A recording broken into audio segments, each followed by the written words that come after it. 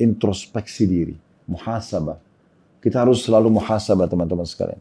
Ya, jangan saya bilang tadi Ramadan nanti ini, Idul Fitri ini kita ulangi lagi seperti tahun-tahun sebelumnya, kendor lagi. 1 bulan terbiasa puasa, 1 bulan, bukan sehari puasa sehari enggak, 1 bulan kita dibiasakan, lambung kita biasa, tenggorokan kita biasa. Kenapa setelahnya enggak puasa sunnah? Kenapa enggak puasa 6 hari bulan Syawal? Yang kata Nabi SAW, siapa yang puasa Ramadan sebulan penuh, diikuti 6 hari saja dari bulan Syawal, maka dicatatkan baginya pahala 1 tahun puasa.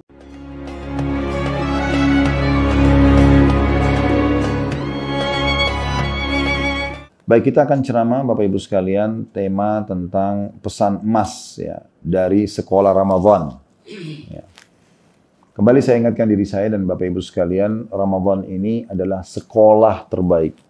Atau mungkin proses pelatihan terbaik. Ya.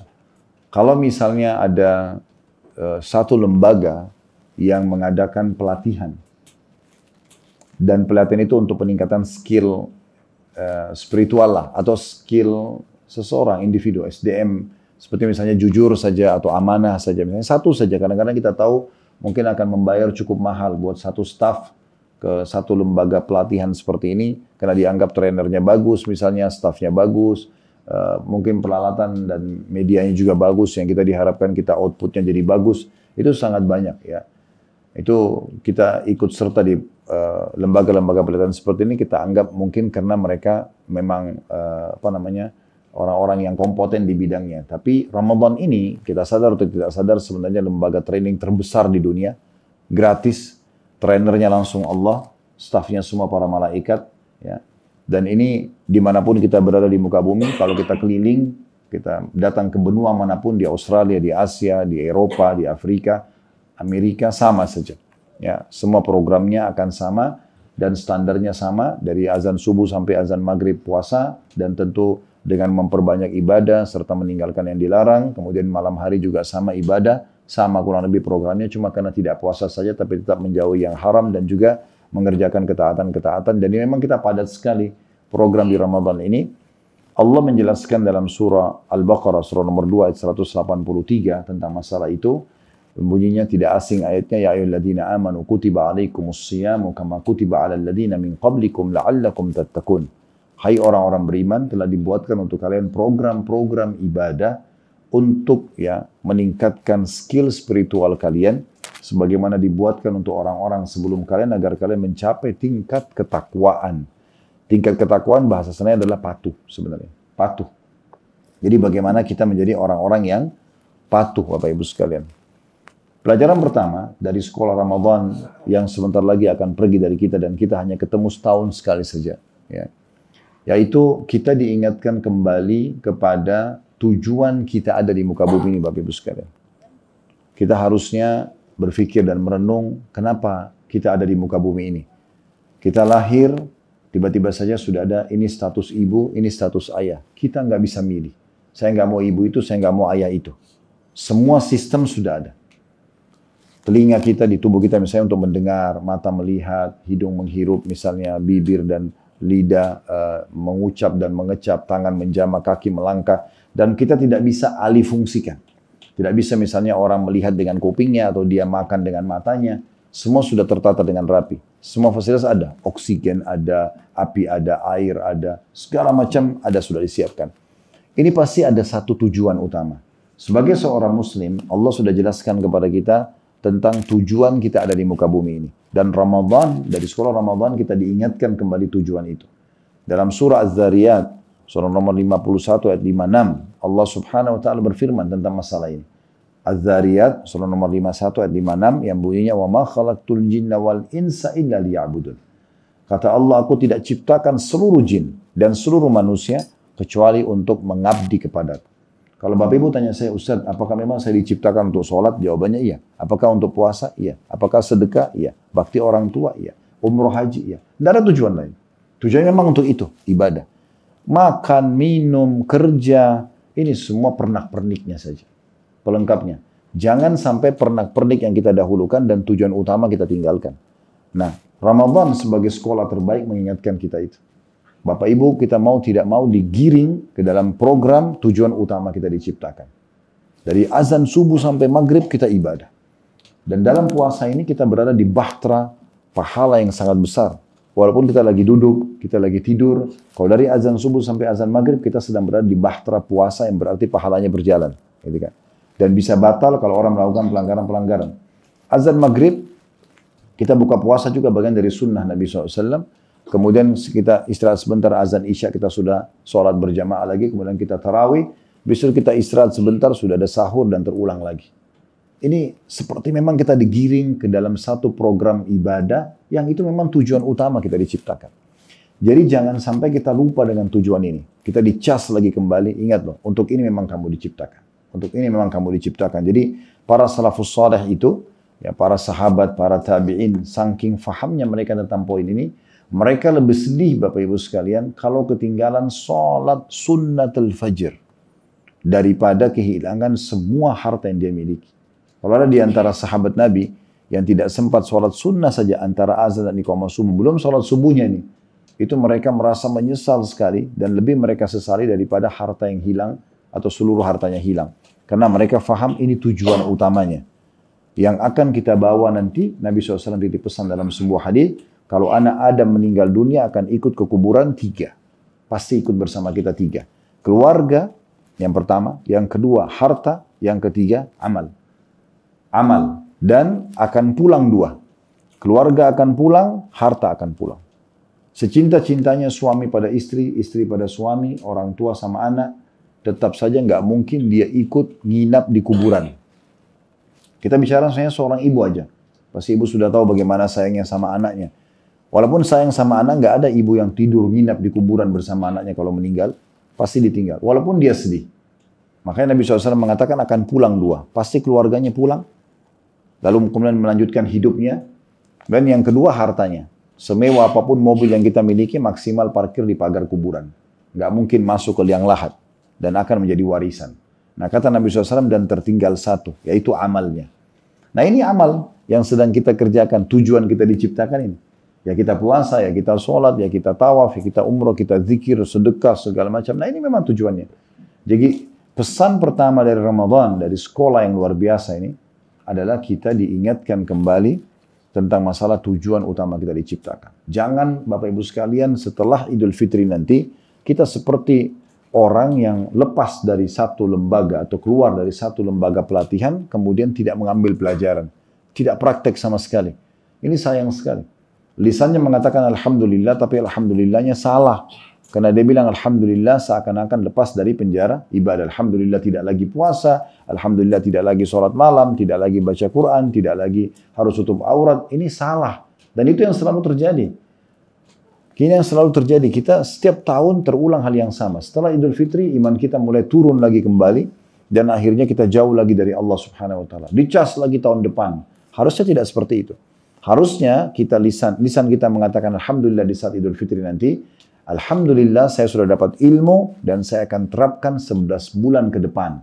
Kemudian Ramadan akan datang, tingkatkan lagi skill spiritualnya atau keimanannya untuk lebih baik dari tahun sebelumnya, dijadikan bekal 11 bulan lagi ke depan. Begitu terus sampai kita bertemu dengan Allah maksimal. Ya. Bapak Ibu sekalian, orang yang kehilangan satu kesempatan amal saleh tetap akan menyesal pada hari kiamat. Ada 3 golongan nanti nyesal hari kiamat, Bapak Ibu sekalian. Yang pertama, orang yang sesal abadi. Itu orang kafir, orang musyrik, orang-orang munafik. Kenapa mereka nyesal? Karena mereka masuk neraka nggak boleh keluar lagi. Ya, Bapak Ibu nanti bisa baca dalam surah Al-Mu'minun, surah nomor 23, ayat 99-nya. Sama ayat 100-nya. Di situ Allah gambarkan, waktu orang-orang kafir, orang munafik, orang musyrik meninggal dunia, mereka pada saat lihat malaikat maut akan cabut ruhnya, mereka mengatakan, Qala rabbirji'un, wahai Tuhanku, tolong kembalikan aku ke dunia. Untuk apa? Untuk kembali kepada makanan favorit, untuk meeting bisnis lagi miliaran? Enggak. Allah gambarkan di ayat 100-nya, la'alli a'malu salihan fima tarakt. Semoga saja kalau aku dihidupkan kembali, jangan dimatikan dulu sekarang ya Allah, aku akan coba melakukan amal-amal saleh yang aku dulu tinggalkan. Jadi itu penyesalan mereka abadi, tapi sudah tidak bisa lagi. Mereka akan masuk neraka kekal selamanya. Ada judul tablik akbar kami, judulnya Hari Penyesalan. Bapak Ibu bisa lihat di playlist YouTube kami nanti. Kalau klik Habib Basalamah di logo di YouTube kami, nanti cari di bawahnya itu ada beranda, ada apa potongan ceramah pendek, short, atau nanti ada playlist, nanti diklik playlist ada lebih dari 40 kajian kitab, diantaranya judulnya Hari Penyesalan. Orang-orang ini akan menyesal selamanya dan tidak bisa diperbaiki. Oleh karena itu kalau Bapak Ibu punya kerabat yang masih hidup, orang non-muslim jangan ragu untuk tawarkan Islam. Karena dengan antara syahadat dengan tidak syahadat ini, antara dia kekal di neraka atau kekal di surga. Ya, ini bahaya sekali. Tawarkan saja, masalah dia terima tidak terima itu nggak ada masalah. Yang kedua adalah orang-orang yang menyesal, orang-orang beriman tetapi masih banyak dosanya, lebih banyak dosa daripada amal solehnya. Ditimbang nanti timbangan amal baik dan buruknya, ternyata amal buruknya lebih berat. Misalnya amal baiknya 1000, amal buruknya 1100 misalnya. Nah ini nanti akan membuat dia masuk neraka dulu untuk dibersihkan dosa-dosanya. Ini juga menyesal dia. Karena satu hari di sisi Allah nanti di hari kiamat, kalau orang na'udzubillah jadwalnya lewat ke neraka, Allah mengatakan, Yaumi 'inda rabbika ka'alfi sanatin mimma ta'uddun. Satu hari di sisi Tuhanmu, hai Muhammad, sama dengan 1000 tahun waktu kalian di dunia. Jadi kalau jadwalnya satu hari masuk neraka, itu berarti 1000 tahun. Dan terus disiksa tanpa ada istirahatnya. Ya. Karena tidak ada kematian. Kalau ada maling, pencuri, ditangkap oleh massa, kemudian digebukin, ya, kemudian dia mati, pastikan tidak akan dipukul lagi. Karena orang tahu kalau orang mati tidak rasa sakit. Di neraka tidak ada kematian. Mereka akan disiksa terus. Allah gambarkan dalam surah An-Nisa ayat 59, surah nomor 4 ayat 59 tentang ahli neraka. Kullama nadidat juluduhum baddalnahum juludan ghaira liyadzuqul adzab. Setiap kali kulit mereka terbakar, kami ganti dengan kulit yang baru agar mereka merasakan rasa sakit yang baru. Jadi mereka tuh sampai hangus semua tubuhnya, tapi tidak mati. Tinggal tengkoraknya tapi tidak mati. Lalu Allah utuhkan kembali dagingnya sama kulitnya, sakit semua, disiksa lagi sakit, begitu terus. Dan ini sampai bersih dosanya. Ini kan berat. Ya. Nah golongan yang ketiga yang menyesal adalah, ini yang kita khawatirkan. Kalau masuk neraka dulu, insya Allah mudah-mudahan dengan kita umroh, dengan kita taubat, ini bisa bersih. Tapi masalahnya yang ketiga ini, yaitu penyesalan orang-orang beriman yang masuk ke surga, hanya saja banyak peluang amal soleh yang dia sia-siakan, sehingga ada derajat di surga yang harusnya dia bisa dapat, dia nggak dapat. Misalnya, ada kesempatan tadi sholat duha, udahlah nggak usah, kan sunnah. Terus dia nggak sholat duha, tapi temannya sholat duha, sudah cukup temannya lebih tinggi derajat daripada dia nanti. Misal contoh. Atau zikir pagi, udahlah zikir gampang nggak usah. Atau zikir habis sholat, nggak usah zikir lah, nggak apa-apa kan sunnah. Tapi temannya di sebelah zikir, temannya sudah cukup lebih tinggi derajatnya nanti. Nah ini masalahnya dalam amal soleh ini Bapak Ibu sekalian tidak bisa diulangin. Contoh misalnya, saya sekarang misal menyebutkan tentang keutamaan sholat duha, contoh saja. Saya tidak tahu Bapak Ibu tadi sholat atau tidak, tapi insya Allah mudah-mudahan sholat. Tapi misalnya contoh saya bilang, Bapak Ibu sekalian, Nabi SAW bersabda, di dalam tubuh manusia ada 360 sendi, yang tiap hari harus seorang hamba bersedekah agar menjaga sendi-sendinya. Dan 2 rakaat sholat duha menutupi sedekah 360 sendi itu. Artinya Allah akan jaga 360 sendinya. Ya kan gitu. Nah ini contoh saja. Terus tiba-tiba Bapak Ibu ada yang, oh bagus ya, saya mau sholat. Nggak bisa lagi. Waktunya sudah lewat. Terpaksa besok. Tapi hari ini tercatat dia tidak sholat duha. Dan tidak bisa diperbaikin. Contoh misalnya sholat wajib. Dia telat 1 rakaat saja. Datang masbuk misalnya. Kalau dia punya udur ya tidak ada masalah. Tapi kalau tidak ada udur sengaja lalai, ini jadi masalah ini. Karena dia datang Allahu Akbar rakaat kedua. Rakaat pertama sudah lulus. Dia dapat sholat berjamaah, dapat sholat. Tapi beda dong pahalanya antara dia sama orang yang ikut dari takbiratul ihram pertama. Beda. Kita datang imam walad dhalin aja dengan orang yang ikut pertama takbir beda pahalanya. Dan ini masalahnya tidak bisa diperbaikin. Sekali luput dari kita nggak bisa kita perbaikin. Kalau dosa, kita buat nih dosa. 5 tahun, 10 tahun kita buat dosa. Tahun ke-11 kita taubat bisa bersih.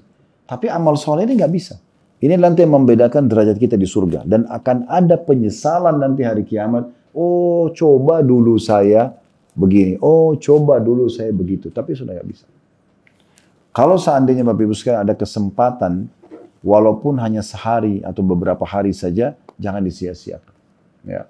Di masa Nabi Muhammad SAW ada 2 riwayat. Riwayat yang pertama itu ada 3 orang masuk Islam dari salah satu suku Arab Badui. Kemudian 3-3-nya Bapak Ibu sekalian menjadi tamu di rumahnya Thalhah bin Ubaidillah. Talha bin Ubaidillah ini salah satu sahabat yang dijamin masuk surga dari 10 orang, namanya Talha bin Ubaidillah. Lalu kemudian terjadilah, subhanallah dengan hikmah Allah, dari 3 orang yang masuk Islam ini, yang pertama ikut jihad, mati syahid. Berjalan waktu, hanya hitungan berapa hari saja, yang kedua ikut perang, mati syahid. Berjalan waktu lagi, berapa hari saja, yang ketiga mati tapi tidak mati syahid. Talha bin Ubaidillah, pemilik rumah yang 3 orang ini numpang di rumahnya, mimpi. Dia melihat yang terakhir ini, yang bukan mati syahid, itu ada di depan, dan tempatnya lebih baik di surga dibandingkan 2 orang yang mati syahid. Yang di bawah belakangnya dia adalah orang yang mati syahid yang kedua, yang paling belakang orang yang mati syahid pertama. Talha bingung, kok bisa? Dalam benak Talha ini, orang yang mati syahid pertama harusnya lebih tinggi derajatnya. Dia langsung tanya kepada Nabi SAW, ya Rasulullah, saya mimpi begini bagaimana? Kata Nabi SAW, hai Talha, kenapa kau heran? Dengan orang yang terakhir maksudnya, tidak mati syahid. Mati di atas ranjang. Kenapa kau heran itu orang lebih tinggi derajatnya daripada 2 temannya? Padahal dia sempat beribadah dalam beberapa hari saja. Jadi ternyata sholatnya yang dia kerjakan 5 waktu, dia sempat mungkin puasa, dia sempat sedekah, itu sudah cukup mengalahkan derajat orang yang mati syahid. Itu riwayat pertama. Riwayat yang kedua, Nabi Muhammad SAW pernah sholatin 2 orang bersahabat. Selisih matinya hanya 1 pekan. Yang satu pertama mati syahid, terus yang pekan depan, pas 1 pekan, temannya meninggal tapi di atas ranjang. Nabi SAW sholatin yang kedua, lalu Nabi tanya kepada orang-orang, bagaimana pendapat kalian tentang orang ini dibandingkan temannya yang mati pekan lalu? Ya, maka mereka bilang, semoga ini ya Rasulullah, yang bukan mati syahid ya, yang baru disolatin, bisa mencapai derajat temannya karena persahabatan mereka. Maksudnya apa? Oh, yang mati pekan lalu lebih tinggi dong derajatnya karena mati syahid. Jadi semoga saja ini bisa Allah angkat ke derajatnya yang itu karena orang ini bersahabat. Kata Nabi SAW, ketahuilah demi zat yang jiwaku dalam genggaman manusia, demi Allah, orang jenazah yang baru kita sholat ini lebih tinggi derajatnya daripada teman yang mati syahid pekan lalu antara langit sama bumi. Karena dia sempat ibadah 1 minggu, 1 pekan saja. Jadi itu mahal sekali itu. Itu mahal sekali. Jangan selalu bersembunyi di belakang kata, kan sunnah. Kenapa Bapak Ibu nggak puasa Senin Kamis? Kan sunnah. Kenapa nggak sholat duha? Kan sunnah. Nggak tahajud? Kan sunnah. Semua sunnah. Baik, sunnah juga perintah agama. Justru itu menunjukkan perbedaan derajat kita di surga. Dan itu akan menyesal nanti. Dan tidak bisa diperbaiki. Nggak bisa diperbaiki. Beruntunglah orang yang engah dengan itu sehingga mereka ya memperbaiki diri mereka. Dan Ramadan mengajarkan kita untuk itu. Kembali kepada tujuan dasar kita diciptakan. Dan sekaligus kita jadikan pesan kedua dari Ramadan. Sekolah Ramadan adalah introspeksi diri. Muhasabah. Kita harus selalu muhasabah teman-teman sekalian. Ya, jangan saya bilang tadi Ramadan nanti ini, Idul Fitri ini kita ulangi lagi seperti tahun-tahun sebelumnya. Kendor lagi. 1 bulan terbiasa puasa. 1 bulan. Bukan sehari puasa, sehari enggak. 1 bulan kita dibiasakan. Lambung kita biasa, tenggorokan kita biasa. Kenapa setelahnya enggak puasa sunnah? Kenapa enggak puasa 6 hari bulan Syawal? Yang kata Nabi SAW, siapa yang puasa Ramadan sebulan penuh, diikuti 6 hari saja dari bulan Syawal, maka dicatatkan baginya pahala 1 tahun puasa. Sama dengan 365 hari puasa non-stop. Itu berat sekali. 1 bulan aja kita ini lama. Bagaimana dengan 1 tahun kalau orang puasa? Tapi Allah SWT memberikan pahalanya, asal puasa Ramadan sebulan penuh, diikuti 6 hari saja dari bulan Syawal, pahalanya 1 tahun. Sama kalau seorang pemimpin perusahaan mengatakan, siapa di antara kalian, dia bilang sama stafnya misalnya, bekerja Januari full 1 bulan, tambah 6 hari saja, lembur di bulan Februari, gajinya 1 bulan, 1 tahun, 12 bulan. Saya kan semua orang akan berlomba-lomba. Daripada dia kerja 1 tahun, dia sudah dapat gaji 1 tahun hanya dengan 5 pekan bekerja. Nah seperti itu kurang lebih. Tapi banyak orang subhanallah, saya temukan sendiri, mereka tidak puasa Syawal itu. Apa masalahnya? Padahal cuma 6 hari. Kita sudah dilatih 1 bulan. Gitu kan? Kenapa nggak puasa Senin Kamis? Oh ada banyak pekerjaan Ustaz. Baik. Kan kita masih punya Selasa, masih punya Rabu, masih punya Jumat, Sabtu, Ahad. 5 hari. Kalau memang ada acara, undang orang dan segala macam, pilih hari-hari 5 hari. Cuma 2 hari untuk Allah, kenapa nggak dilakukan? Kan bagus. Gitu kan? Nabi SAW ditanya, ya Rasulullah, kenapa Anda puasa Senin Kamis? Nabi nggak pernah tinggalin, kecuali darurat. Maka kata Nabi SAW, karena 2 hari ini amal soleh lagi dilaporin ke langit. Saya ingin dilaporin amal saya sementara saya puasa. Apa alasannya? Sunnah, baik. Sunnah juga perintah agama. Kalau Bapak Ibu nggak kerjain, tidak dosa. Tapi pastikan derajat Anda beda dengan orang yang puasa. Dan tidak bisa diperbaiki. Kan gitu. Ini masalahnya. Gitu kan? Nanti juga akan ada, kalau bulan Ramadan ini kita giat sekali ibadah, ada malam-malam Bapak Ibu sekalian, nanti berapa bulan ke depan, lebih afdol daripada 10 terakhir Ramadan. Ini sekarang kita 10 terakhir Ramadan ini. Ada malam-malam lebih baik daripada ini. 10 awal bulan Zulhijjah. Ya, kita kan nanti kalau Idul Fitri kan 1 Syawal ya. Syawal 1 bulan itu. Kemudian setelah itu masuk Dzulqa'dah. Ya. Ramadan ini bulan ke-9 dari bulan Hijriah. Syawal nanti yang satu Syawal itu yang Idul Fitri itu bulan ke-10. Dzulqa'dah bulan ke-11. Zulhijjah bulan ke-12. Yang biasa jemaah haji pergi haji. Ya. Nah, itu dari tanggal 1 sampai tanggal 10, tanggal 10-nya itu Idul Adha. Nah, ini lebih afdal daripada 10 terakhir Ramadan. Banyak orang tidak tahu masalah itu, sayang sekali. Kalau sekarang kita kejar Lailatul Qadar, 1 malam saya terjadi di malam-malam ganjil, maka kalau 10 awal bulan Zulhijjah, Allah jelaskan dalam surah Al-Fajr. Ya. Allah bilang, wal fajri, artinya demi subuh Idul Adha, jangan luput sholatnya, jangan luput berkurban setelahnya. Lalu Allah bilang, walayalin ashir. Dan 10 malam berturut-turut, jangan sampai tidak sholat malam sebelum Idul Adha itu. Dan waktu ditanya kepada atau Nabi SAW mengatakan, tidak ada hari-hari sepanjang tahun yang amal saleh lebih Allah cintai dibandingkan yang dikerjakan di 10 awal bulan Zulhijjah.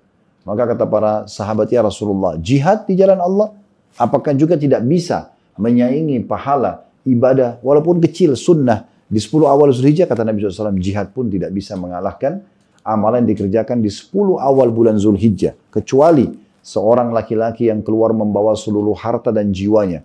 Bapak-bapak misalnya punya uang 10M, bawa semua 10M ke medan perang, dia juga ikut berperang, hartanya habis diinfakkan jalan Allah, dia juga mati syahid, baru bisa menyamai amal sunnah yang dikerjakan di 10 awal bulan Zulhijjah.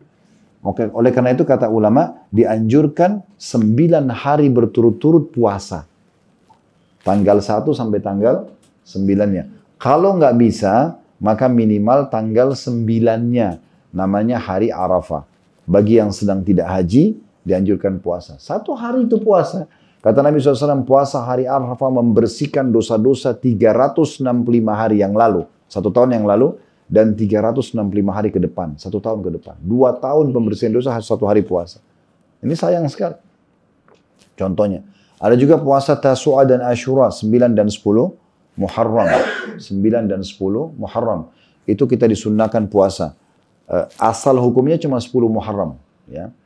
Muharram bulan pertama dalam pertahunan atau pertanggalan Hijriah ya. Maka biasa orang bilang tahun baru Islam ya. Ya, tanggal 1 Muharram, ini tanggal 9 dan tanggal 10 kita anjurkan puasa. Tanggal 10 asal hukumnya puasa di situ, bisa mengampuni dosa 1 tahun yang lalu. Arafah lebih mulia, 1 tahun yang lalu dan 1 akan datang. Tapi ini juga lumayan, 1 tahun yang lalu diampuni dosanya. Cuma kita dianjurkan oleh Nabi SAW mengikutinya dengan tanggal 9. Karena tanggal 10 itu orang-orang Yahudi juga berpuasa. Supaya tidak sama dengan mereka, kita dianjurkan puasa 9 dan 10. Itu contohnya. Contoh juga yang lain misalnya kita introspeksi diri kita tentang masalah dari sekolah Ramadan ini, sholat malam. Tarawih artinya santai. Artinya santai. Kenapa santai Bapak Ibu sekarang? Karena setelah Ba'diyah Isya, Bapak Ibu sudah bisa sholat tahajud kan gitu. Jadi tahajud, qiyamul lail, qiyamul Ramadan, tarawih sama. Sama saja. Ini semua sholat malam namanya. Cuma di Ramadan Allah mudahkan agar umat Islam yang 1 tahun penuh tidak pernah sholat malam, ini minimal dicatat ada punya sholat malam di buku amalnya. Dimajukanlah setelah Ba'diyah Isya gitu kan. Supaya lebih mudah jadi orang belum ngantuk bisa sholat. Nah, gitu. Nah itu namanya tarawih. Tapi di luar Ramadan kita tidak dianjurkan kerjakan setelah Ba'diyah Isya. Kita dianjurkan terlambatkan sepertiga malam gitu kan. Nah kita sudah dilatih nih. Dari awal Ramadan, ayo kerjakan sholat tarawih, sholat siapa yang mendirikan malam Ramadan dengan karena keimanan mengharapkan pahalanya dibersihkan dosa-dosanya yang lalu. Motivasinya besar sekali sholat tarawih itu. Kata Nabi SAW, siapa yang sholat tarawih bersama imamnya sampai imamnya selesai, maka dicatat pahala dia seperti sholat semalam suntuk non-stop. Seperti salam bangun lagi, salam, tapi sholatnya berjamaah sampai imam selesai. Kayak kita misalnya ikuti di Masjidil Haram di sini misalnya. Itu contoh, itu pahalanya besar sekali. Nah, ini harusnya diterapkan setelah Ramadan. Itu bahan introspeksi diri kita. Kalau Bapak Ibu bilang, tapi kan Ustaz Ramadan habis setelah Ba'da Isya. Jadi kita harusnya kan tidak kerjakan lagi setelah Ba'da Isya, tapi kita malam. Baik, kita sudah dilatih bangun sahur. 1 bulan dilatih bangun sahur. Saya rata-rata tanya jemaat saya, Bapak Ibu kalau bangun kira-kira berapa lama sebelum subuh? Ya 1 jam lah. 1 jam itu waktu mustajab itu, 1/3 malam. 1 bulan kita dilatih bangun, kenapa setelah Ramadan tidak bangun di waktu itu? Itu waktu yang paling baik, kata Nabi SAW, jangan kalian tinggalkan sholat malam, karena dia adalah kebiasaan orang-orang soleh sebelum kalian. Itu juga dengan baca Quran. Ini saatnya kita baca Quran dan mengenal. Tadi sudah saya berikan salah satu tipsnya adalah pegang mushaf atau aplikasi Al-Quran dan ikuti bacaan imam. Nah, itu penting sekali. Berarti kita disuruh juga mengenal Al-Quran setelah ini. Zikir, ya, sedekah, umroh, dan seterusnya. Semua ini harusnya kita jadikan sebagai bahan-bahan untuk kita muhasabah. Ya. Ini penting sekali untuk diambil dari Ramadan. Dan Umar bin Khattab menitip pesan kepada kita dalam sebuah riwayat Tirmidzi, hasibu anfusakum qabla an tuhasabu. Ya. Hisablah diri kalian sebelum nanti kalian dihisab oleh Allah. Jangan nanti di akhirat baru kita menyesal sebagaimana saya bahasakan tadi. Percaya Bapak Ibu sekalian, satu amal soleh yang Bapak Ibu luputkan, pasti Bapak Ibu akan sesali nanti. Oh, coba dulu saya lakukan, tapi tidak ada manfaatnya. Oleh karena itu jangan disia-siakan. Maimun bin Mahran rahimahullah, seorang ulama di masa dulu mengatakan, la yakunul abdu taqiyan hatta yakuna li nafsi ashaddu muhasabatan min asy-syariki asy-syahih li syarikihi.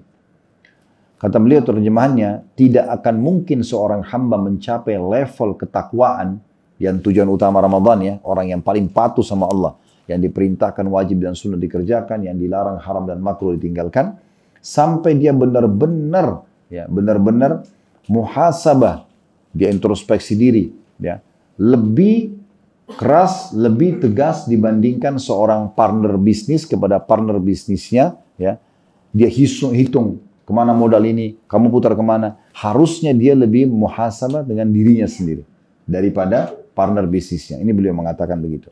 Jadi setiap muslim semestinya memang selalu muhasabah. Apalagi kalau ada momen-momen seperti ini. Ini penting sekali. Syekh Abu Bakar Jazair rahimahullah, salah satu ulama, beliau 40 tahun lebih mengajar di Masjid Nabawi. Dan beliau punya buku karya bukunya cukup banyak. Salah satunya yang kami beda di YouTube, namanya Minhajul Muslim atau metode manajemen hidup ya. Beliau mengatakan, kurang lebih terjemahnya begini, seorang muslim harusnya beramal dalam hidup ini siang dan malam sepanjang hidupnya ya, untuk meraih kebahagiaan akhirat. Dan Ramadan melatih kita untuk itu. Kita dari pagi sampai pagi lagi semuanya ibadah gitu kan. Kemudian beliau mengatakan, dunia ia jadikan sebagai ladang beramalnya. Maka seyogyanya dia memperhatikan ibadah-ibadah fardunya, ibadah wajibnya, sebagaimana seorang pedagang memperhatikan modal usahanya. Jadi pedagang yang pintar, yang profesional, dia nggak mau modalnya hilang. Dia akan selalu jaga. Nah begitulah seorang muslim harusnya menjaga amal wajibnya. Dan kemudian dia memperhatikan amal-amal sunnahnya sebagai ya, sebagaimana pedagang memperhatikan keuntungan usahanya. Serta menjadikan maksiat dan dosa seperti layaknya kerugian dalam perniagaan. Lalu dia menyendiri sesaat di akhir harinya setiap hari, introspeksi diri atas hal-hal tersebut. Apabila terjadi pengurangan pada ibadah fardunya, maka dia segera membenahi dengan menutupi kekurangannya. Tadi misalnya masbuk 1 rakaat, mulai besok nggak boleh lagi, nah, gitu. Itu namanya muhasabah, dia introspeksi diri. Bila ibadah bisa diqadha, maka ia segera mengqadhanya. Misalnya batal puasanya lalu dia qadha, atau misalnya dia ketiduran, maka dia harus tetap, karena kita kan ketiduran misalnya bangun sudah terbit matahari, tetap kan harus mengqadha, membayar subuh itu ya. Kecuali kita sengaja tinggalkan sholat itu, maka baru tidak ada qadhanya. Tapi kalau kita tidak sengaja, maka harus tetap ada qadhanya. Lalu beliau mengatakan, jika bukan ya, maaf, jadi memohon, jika misalnya dia bukan ibadah yang bisa diqadha, maka dia segera memohon ampun dan memperbanyak ibadah-ibadah sunnah. Sebagaimana Abdullah bin Umar radhiyallahu anhu pernah ketinggalan 1 kali sholat berjamaah subuh di masjid, maka beliau bersedekah dengan setengah hartanya sebagai tebusan. Ya. kepada Allah Subhanahu wa taala. Apabila ia melihat kekurangan dalam ibadah-ibadah sunnahnya, maka dia menggantinya dengan menutupi kekurangannya. Apabila kerugian telah menerjang datang kepadanya karena dia menerjang larangan-larangan Allah, maka dia segera taubat dan kembali kepada Allah Subhanahu wa taala. Cukup banyak ayat yang mengingatkan kepada kita masalah ini, tapi di antaranya surah Al-Hasyr, surah nomor 59 ayat 18. Surah nomor 59 ayat 18, ya ayyuhalladzina amanu taqullaha wal tanzur nafsum ma qaddamat lighadin wattaqullaha innallaha khabirum bima ta'malun. Hai orang-orang beriman, bertakwalah kepada Allah, patuh dan tunduklah kepada Allah, yang diperintahkan wajib dan sunnah kerjakan, jangan pilih-pilih, halal nikmati, yang dilarang haram dan makruh jauhi. Dan harusnya dia memperhatikan dan serius membuat program dan memanage dengan rapi apa yang akan nanti dia hadapi di masa akan datang. Maksudnya akhiratnya. Jangan dia nyesal. Ya. Dan bertakwalah kepada Allah. Selalu isi ketakwaan di atas ketakwaan. Sesungguhnya Allah pasti memberitahukan apa yang kalian kerjakan. Ada seseorang umurnya sudah 60 tahun bertemu dengan Hasan Basri, Bapak Ibu sekalian. Lalu dia mengatakan begini. Hasan Basri tanya dia, umurmu berapa sekarang? Dia bilang 60 tahun. Kata Hasan Basri, kalau begitu kamu sudah 60 tahun menuju Tuhanmu. Dan orang yang sudah jalan lama pasti akan sebentar lagi sampai. Maka orang itu mengatakan, inna lillahi wa inna ilaihi raji'un. Maksudnya kami milik Allah dan kami akan kembali kepada Allah. Perlu saya luruskan ya. Di Indonesia kadang-kadang kalau mengucapkan inna lillahi, kalau ada orang mati saja. Sebenarnya dalam syariat Allah Subhanahu wa taala setiap sesuatu yang kita tidak sukai kita bisa baca inna lillahi wa inna ilaihi raji'un. Contoh para salafus saleh dulu Bapak Ibu sekalian kalau mereka mau keluar rumah tiba-tiba mendung atau hujan. Tidak jadi dia pergi, maka dia mengatakan inna lillahi wa raji'un. Dia jalan kakinya keselio, inna lillahi wa raji'un. Semuanya dibaca dengan itu. Ya, karena itu dianggap musibah. Ya. Dan Allah mengatakan dalam surah Al-Baqarah, surah nomor 2, 155, وَبَشِّرِ الصَّابِرِينَ, sampaikan berita gembira kepada orang-orang yang sabar. 156-nya, alladzina idza asabathum musibatun qalu inna lillahi wa inna ilaihi raji'un. Yang kalau mereka ditimpa musibah, mereka mengatakan kami milik Allah dan kami akan kembali kepada Allah. Jadi ucapin itu. Maka orang ini mengatakan inna lillahi wa inna raji'un. Maka kata Hasan Basri, kamu tahu apa arti bahasa yang kamu ucapkan itu? Dia bilang iya. Kalau Hasan Basri bilang, maknanya adalah kami milik Allah dan kami akan kembali kepada Allah. Berarti kamu tahu kau akan kembali dan orang yang tahu dirinya akan kembali pada Tuhannya akan dihisap oleh Allah. Maka orang itu ketakutan lalu dia mengatakan, lalu apa yang harus saya lakukan? Kata Hasan Basri sederhana. Perbaiki sisa umurmu ke depan. Kalau ada dosa lalu taubat dan sekarang mulai ibadah, maka Allah akan berikan balasan amal yang kau kerjakan ke depan ini dan Allah maafkan masa lalumu. Tapi kalau ke depan kamu rusak lagi, maka Allah akan hisap kamu yang lalu dan yang akan datang. Nah, ini contohnya. Dan Nabi SAW menyebutkan untuk semua umatnya yang paling cerdas, yang paling pintar adalah dalam sabda beliau diriwayatkan Tirmidzi dengan sanad hasan, al-qayyisu man dana nafsa wa amila lima ba'dal maut. Orang yang cerdas adalah orang yang mengontrol dirinya, ya, menundukkan dirinya agar selalu patuh kepada Allah dan selalu beramal untuk bekal setelah kematian. Wal ajizu man atba'a nafsahu hawaha wa tamanna 'ala Allahil amani. Dan orang yang bodoh, orang yang lemah, orang yang lalai adalah orang yang mengikuti hawa nafsunya, ya, dan berangan-angan mendapatkan balasan baik dengan angan-angan yang banyak tapi tidak akan menyampainya. Ya. Juga Nabi SAW mengatakan man adlaja balagal manzil. Siapa yang cerdas, siapa yang segera, dia akan sampai derajat yang tinggi. Jadi maksudnya segera menyelamatkan diri. Dalam hal ibadah Bapak Ibu sekalian kita harus memaksakan diri. Gak bisa tidak. Kalau Bapak Ibu mau menghayal, ya tetap di atas ranjang, kemudian bisa bangun sholat malam, tanpa kita paksakan diri nggak bisa. Kemarin Bapak Ibu kalau tidak paksakan diri untuk daftar umroh, berangkat, ya, mau lihat kesibukan, nggak bakal selesai, nggak akan selesai. Kita harus paksa. Allah sebutkan dalam surah Al-Ankabut ayat terakhirnya. Ya. Walladzina jahadu fina lanahdiyannahum subulana. Orang-orang yang memaksakan diri menuju ke jalan-jalan kami, kami akan pandu mereka ke jalan-jalan kami. Jadi harus dipaksa. Paksa puasa, paksa umroh, paksa haji, paksa sholat, paksa, harus dipaksa. Kalau enggak, syaitan akan berusaha membuat kita ya lalai. Ya. Kalau Bapak Ibu tidak memulai ibadah itu, ibarat ini sering saya kasih contoh di pengajian, ibaratnya kita sedang ada di garis start untuk lomba lari, ada rival kita, itulah syaitan. Kita belum mulai nih. Belum mulai sholat duha, belum mulai sedekah, belum memulainya. Maka syaitan ini rival kita selalu godain kita. Kamu nggak bisa, kamu nggak mampu, kamu nggak. Selalu menjatuhkan semangat kita. Sudahlah nanti aja, malam masih malam, tidur aja, dan seterusnya. Ada orang miskin yang lebih butuh di sana. Selalu tunda-tunda. Kapan syaitan itu lemah? Kalau kita sudah mulai, Bapak Ibu sekalian. Kita mulai dulu. Kita berbuat. Ya, karena kalau kita mulai berarti kita sudah mulai berlari. Nah, untuk digoda oleh syaitan atau dijatuhkan semangat kita, dia juga harus berlari minimal kecepatannya sama dengan kita. Dan kalau dia coba bisikin kita, orang yang lari sama orang yang diam itu beda. Orang yang lari tidak semudah itu bisa mendengarkan apa yang digodakan atau ya dibuat untuk menjatuhkan semangat dia, kan gitu. Nah, seperti itu. Kalau orang sudah paksakan diri, kayak Bapak Ibu misalnya ngantuk, tapi Anda, saya mau sholat, sayang sudah di sini, misalnya kita paksain. Kan syaitan nggak bisa buat apa-apa. Syaitan nggak akan muncul depan kita langsung cekik, nggak bisa, kamu harus tidur. Nggak mungkin, gitu kan. Jadi kadang-kadang soalnya ada orang yang besar-besarin syaitan. Oh ini syaitannya kuat banget nih. Mana syaitannya kuat? Emang pernah datang syaitan ke Bapak Ibu? Dia sendiri yang besar-besarin syaitan. Syaitan lemah. Allah mengatakan, inna kaida syaitani kana dha'ifa. Syaitan itu lemah sekali. Karena dia bisikin apapun kan kita tinggal tolak. Kan begitu saja sebenarnya.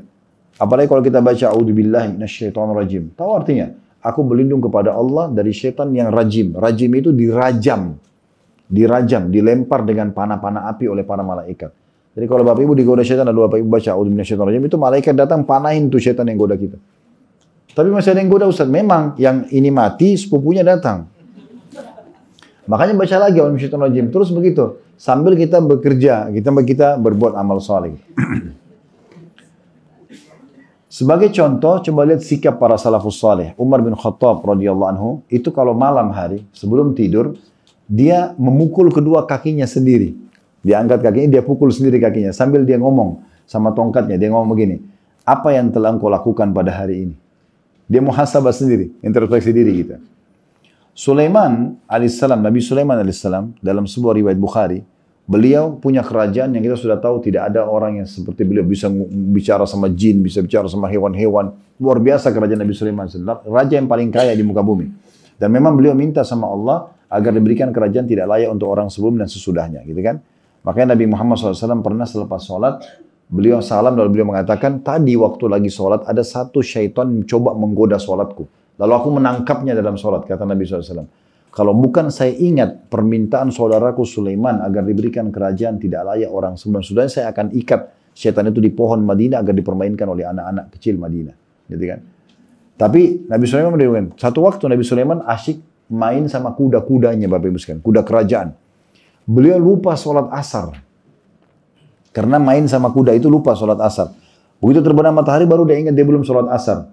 Maka Nabi Sulaiman sebagai bentuk tobatnya kepada Allah menyembelih semua kudanya itu. Disembelih semua sama dia. Udah mulai sekarang gak ada lagi main-main kuda begini, disembelih sudah selesai, gak ada. Disedekahkan dagingnya di jalan Allah Subhanahu wa taala. Abu Talha radhiyallahu anhu sahabat Nabi ketika tersibukkan dengan kebunnya, kebetulan lagi berbuah kebunnya, kurmanya banyak sekali dan ranum, dia lagi asyik keliling karena kebun itu banyak sekali, ada ratusan pohon kurma. Abu Talha ini terkenal punya kebun kurma sampai 600 pohon atau jadi banyak sekali. Maka satu waktu dia lagi asyik lihat kebunnya gitu, maka dia lupa tersibukkan sehingga lewat sholat berjamaah satu kali saja. Maka dia pun bersedekah dengan seluruh hasil kebunnya itu. Semua kebun kurmanya tidak ada yang dijual sama dia. Disedekahkan semua hasilnya sebagai bentuk muhasabah. Al-Ahnaf bin Qais rahimahullah, ini ada yang mengatakan beliau sahabat Nabi juga radhiyallahu anhu. Satu hari atau hampir setiap waktu, kan masa dulu tidak ada penerangan lampu kayak kita Bapak Ibu. Orang pakai sumbu. Jadi ada apinya kan gitu. Kayak masa-masa dulu kita masih tradisional gitu ya. Dia kalau mau tidur, dia taruh tangannya di atas api yang ada itu, tapi tidak dikenain apinya di atasnya, supaya dia rasa panasnya. Sambil dia ngomong begini, hai Hunaif, dia panggil namanya sendiri. Apa yang mendorongmu berbuat kala itu? Apa yang mendorongmu berbuat kala itu? Dia ulang-ulangi terus, maksudnya, kok kamu masih bisa buat pelanggaran agama sementara api neraka depan matamu menunggu nih? Jadi dia jadikan bahan muhasabah. Begitu terus mereka. Kemudian juga disebutkan, ada seorang salafus saleh, sengaja dia datang ke padang pasir di musim panas. Panas sekali waktu itu dia sengaja, kemudian dia buka bajunya. Ini seorang laki-laki ya. Kemudian dia sengaja baringkan di atas dirinya, di atas padang pasir itu sambil dia mengatakan, rasakan panasnya ini, karena neraka jahanam lebih panas lagi. Ya. Maksudnya dia coba introspeksi dirinya sendiri gitu ya. Bagaimana mereka melakukan itu. Oleh karena itu Umar bin Khattab tadi di awal pertemuan saya sudah sebutkan, beliau mengatakan, hisablah diri kalian sebelum kalian dihisab oleh Allah. Ya. Karena itu akan meringankan hisab kalian kelak nanti di akhirat. Dan timbanglah amal soleh kalian sebelum ditimbang kelak. Ya. Karena itu akan memudahkan kalian untuk menerima pahala sempurna. Ingatlah selalu hari yang sangat genting dan menakutkan, di mana Allah menyebutkan tentang hari kiamat dalam surah Al-Haqqah ayat 18. Yauma idzin tu'raduna la takhfa minkum khafiyah. Pada hari kiamat itu kamu akan dihadapkan kepada Rabbmu dan tidak ada sesuatu pun yang akan tersembunyi dari keadaanmu. Fudail bin Iyad rahimahullah, seorang ulama tabi'in berkata, terjemahannya saya langsung, mukmin itu, orang mukmin itu rajin menghisap dirinya. Selalu dia introspeksi diri. Dan ia mengetahui bahwa ia akan berada di hadapan Allah kelak. Dia menanamkan kesadaran dan dunia dia akan mati dan dia kembali kepada Tuhannya. Sedangkan orang munafik adalah orang yang lalai terhadap dirinya ya, dan tidak mau atau enggan introspeksi diri. Semoga Allah merahmati seorang hamba yang terus mengoreksi dirinya sebelum datang malaikat maut menjemputnya. Al-Baydawi rahimahullah berkata, seseorang bisa terus berada dalam petunjuk ya, jika rajin mengoreksi amal-amal yang telah ia kerjakan. Muhammad bin Wasi' rahimahullah berkata, "Lau kana lidzunubi rihun ma qadara ahadun an yajlisa ilayya." Ini sebagai bahan introspeksi. Ini Muhammad bin Wasi' ini seorang ulama yang terkenal sekali dengan kezuhudannya, dengan ibadahnya, nggak pernah ketinggalan sholat wajib, sholat sunnah, ibadah-ibadah sholat luar biasa pokoknya. Udah semuanya sudah dikerjakan. Ini orang kalau meninggal misalnya masuk surga. Puji-pujian para ulama di masanya beliau. Dan beliau mengatakan, andai saja dosa itu punya bau, maka tentu tidak ada seorang pun yang bisa duduk bersamaku. Jadi dia introspeksi dirinya sendiri. Gitu. Ya. Rabi' bin Husaim rahimahullah, beliau menggali liang lahat di belakang rumahnya. Dan beliau selalu masuk setiap malam di situ. Duduk sebentar, cuma berapa menit, kemudian dia keluar lagi. Nanti dia tidur sama keluarganya. Tapi sambil dia masuk liang lahat itu dalam kondisi gelap, lalu dia membaca firman Allah subhanahu wa ta'ala dalam surah Al-Mu'minun, surah nomor 23 ayat 99. Qala rabbirji'un la'alli a'malu salihan fima tarakt. Nanti akan ada orang-orang yang menyesal pada hari kiamat pada saat mati datang kepada mereka, lalu mereka mengatakan, ya Allah tolong kembalikan di dunia, semoga aku bisa mengerjakan amal soleh yang aku tinggalkan dulu. Ia terus mengulang-ulangi perkataan itu sambil dia berkata pada dirinya, wahai Rabi', ya, mungkinkah engkau kembali bila engkau telah meninggal? Lalu kemudian dia diam sejenak dan dia jawab sendiri, tidak akan mungkin engkau kembali lagi setelah engkau meninggal. Oleh karena itu beramallah. Jadi karena dia muhasabah seperti ini, akhirnya dia tidak pernah meninggalkan sholat malam, tidak pernah meninggalkan sholat berjamaah di masjid, ya, dan seterusnya. Ini luar biasa.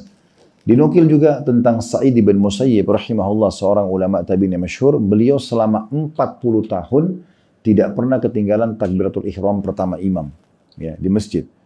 Jadi begitu imam Allah Akbar, dia ada di belakangnya. Dia tidak pernah ketinggalan. Ya, ini salah satu bahan muhasabah yang luar biasa yang beliau lakukan. Karena Bapak Ibu sekalian, kalau kita tidak menyelamatkan diri kita sendiri, lalu siapa yang mau menyelamatkan? Ya, kadang-kadang ada orang ditanya, kapan mau tobat? Kapan mau jadi lebih baik? Kapan mau jadi lebih soleh dan solehah? Iya ya, kapan ya? Seakan-akan dia tunggu ada tangan dari langit turun untuk memberhentikan dari dosanya atau memaksa dia beribadah. Itu tidak akan terjadi. Allah bilang, "Faman syaa'a falyu'min, wa man syaa'a falyakfur." Siapa yang mau beriman silakan, yang mau beramal soleh silakan. Manfaatnya buat kamu sendiri. Dan siapa yang mau kufur silakan. Bapak Ibu garis bawahi baik-baik. Nanti orang naudzubillah masuk di neraka. Ya, orang-orang kafir pun masuk neraka dalam kondisi mengakui dia pantas masuk neraka. Karena yang pilih itu dia sendiri. Allah nggak pernah suruh dia kufur. Dan Allah berikan dia kebebasan. Ya. Nabi SAW bersabda, Badiru bil a'mali, segeralah beramal-amal atau mengerjakan amal salih. Hal tantadiruna illa faqran mansiya. Apakah kalian menunda-nunda amal saleh itu dan menunggu sampai datangnya kefakiran yang membuat lupa? Pernah lihat orang-orang miskin yang saking miskinnya, tidak usah pikirkan sholat, bajunya aja dia tidak bisa ganti, gitu kan? Makan aja susah, ngambil dari sampah, kan gitu. Kata Nabi SAW, kalian tunda-tunda amal ini, ya. Tunggu nanti kefakiran datang yang membuat lupa. Auginan mutghia, atau menunggu kekayaan yang membuat lalai. Karena terlalu kaya, terlalu banyak meetingnya, terlalu banyak harta yang harus dihitung, maka dia juga tunda-tunda sholatnya, atau menunggu itu. Au mardan mufsida, atau penyakit yang mematikan. Ya, tiba-tiba stroke. Ya. Banyak kisah-kisah saya lihat orang-orang non-muslim pun ya, beberapa pengusaha di Amerika saya sempat ikutin cerita mereka. Mereka tadinya sukses, ada yang hanya sekedar keluar dari ruang meetingnya saja, tadinya punya sekian banyak perusahaan, sekian banyak harta melimpah, namanya harum, punya media segala macam. Begitu dia keluar, Allah buat dia stroke saja, tiba-tiba hilang akal, tidak bisa bergerak, dan akhirnya meninggal dalam kondisi begitu saja, dan semua dikenang, hitungan hari. Oh si fulan pernah begini, selesai. Sisanya semua jadi warisan dan habis. Gitu kan. Ada satu pengusaha juga di Timur Tengah ini, waktu dia meninggal, itu ditemukan sekian hektar tanah dia, ada gudang berisikan emas batangan sepenuh tanah itu, banyaknya. Pesawat pribadinya sekian banyak, mobil-mobil mewahnya sekian banyak, semuanya lapisnya pakai lapis emas. Kaya raya, subhanallah, didatangkan semua harta itu dalam satu foto, di frame kecil-kecil, sebelahnya kuburan dia. Akhirnya begini juga. Ya. Dan sisanya orang hanya mengenang saja. Oh itu rumahnya dia. Oh itu bajunya. Oh itu pernah dia menjabat dunia begitu. Selesai. Hitungan hari. Setelah itu orang sudah lupakan. Sekarang kita fair saja Bapak Ibu sekalian. Kira-kira ada nggak di antara kita yang masih tahu tentang kisah dan harta kakeknya kakek dia? Kakek kita saya belum tentu kita tahu. Ayah kakek kita. Artinya apa? Kita ini 2-3 generasi ke bawah sudah nggak ada yang kenal kita. Udah nggak ada yang tahu. Ya, mereka hidup dengan alamnya sendiri. Kecuali memang betul-betul kita punya amal saleh, kita punya ilmu agama yang disebarluaskan, kita punya amal jariah pesantren yang kita bangun semasa hidup, kita sibukkan untuk itu, mungkin. Orang tahu, oh ini pendirinya pesantren dulu si fulan, mungkin. Ya. Tapi selain daripada itu sudah tidak ada. Selanjutnya kata Nabi SAW, au haraman mufnida, atau masa tua atau pikun yang membuat sudah tidak bisa buat apa-apa. Lupa akal. Nunggu itu baru mau beribadah. Au mautan mujhiza, atau kematian yang tiba-tiba datang. Au dajjalu fasyarru ghaibin yuntadhar, atau kalian tunggu dajjal yang keluar dan itu seburuk-buruk orang yang ditunggu. Awis sa'atu was sa'atu adha wa amar, atau kalian tunggu hari kiamat sementara kiamat itu jauh lebih berat ya daripada apa yang dibayangkan. Oleh karena itu Bapak Ibu sekalian, kita betul-betul harus ya muhasabah, kita introspeksi diri agar kita bagaimana bisa menjadi hamba yang lebih baik dari sebelumnya. Ini pesan penting dari Ramadan itu sendiri yang jangan luput dari kita. Allahu a'lam. Baik saja mungkin dari saya Bapak Ibu sekalian. Semoga bermanfaat apa yang kita bahas pada kesempatan ini. Dan semoga Allah terima umrah kita. Terima seluruh amal saleh yang pernah kita kerjakan. Yang sedang kita kerjakan. Yang akan kita kerjakan dengan pahala yang sempurna. Semoga Allah panjangkan umur kita di atas ketaatan kepadanya. Kesempurnaan iman, kesempurnaan ilmu dan amal-amal saleh. Dan semoga Allah maafkan semua dosa yang pernah kita kerjakan, sengaja atau tidak sengaja, besar ataupun kecil. Serta juga semoga Allah selalu menjaga negara kita agar menjadi negara yang aman, tentram, damai. Allah jaga persatuan dan kesatuan juga kemerdekaan kita. Dan semoga Allah tolong saudara-saudara kita di Palestina, terutama di Gaza. Semoga Allah menangkan mereka, Allah bebaskan dari penjajahan. Dan juga Allah terima para syuhada mereka. Serta semoga Allah ikut sertakan kita bersama mereka di pahala, baik dengan doa, dengan harta, juga dengan jiwa kita. Dan semoga Allah satukan kita semua di surga firdausnya tanpa hisab, mana disatukan dalam majlis ilmu yang mulia ini. Wa sallallahu nabiyina Muhammadin wa alihi wa sahbihi wa sallam wa akhiru da'wana alhamdulillahi rabbil alamin. Subhanakallahumma bihamdika asyhadu an la ilaha illa anta astaghfiruka wa atubu ilaik. Wassalamualaikum warahmatullahi